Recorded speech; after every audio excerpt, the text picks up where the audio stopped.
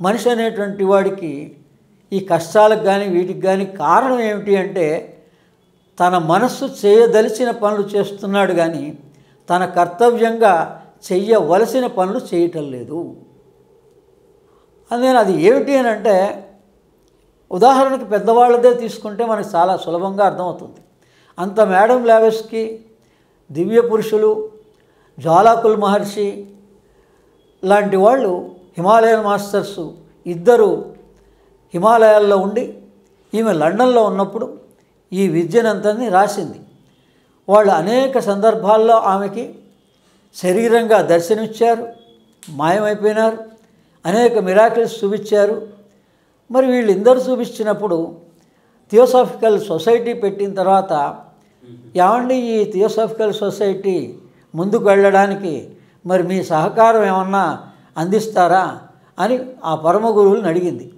అడిగితే వాళ్ళు ఒక సూచన చెప్పారు, ఇది మేము చెప్పినటువంటి విషయం కాదు, ఇది నీ సొంత నిర్ణయం.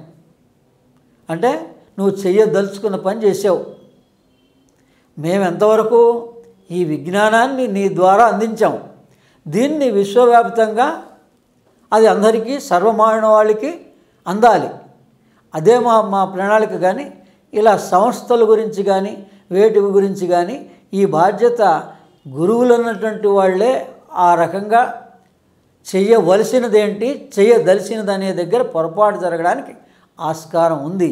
అందుకని మనం సద్గురుని ఆశ్రయించి మనం ఎప్పటికప్పుడు మన మనస్సు చెప్పిన మాటే వింటున్నాం కానీ మనలో ఉన్న జీవాత్మ చెప్పినటువంటి మన కర్తవ్యం ఏమిటో అసలు మనం భూమి మీదకి ఏ లక్ష్యం కోసం వచ్చామో ఈ మరణ రహస్యం తెలుసుకోవడానికి మానవుడు అనేటువంటి వాడు ప్రతివాడు పుడతాడండి. దీనికి ప్రామాణికమే చాలా సింపుల్గా 3 శ్లోకాల్లో చెప్పేశారు. అసతోమ సద్గమయ, తమసోమ జ్యోతిర్గమయ, మృత్యోర్మ అమృతంగమయ.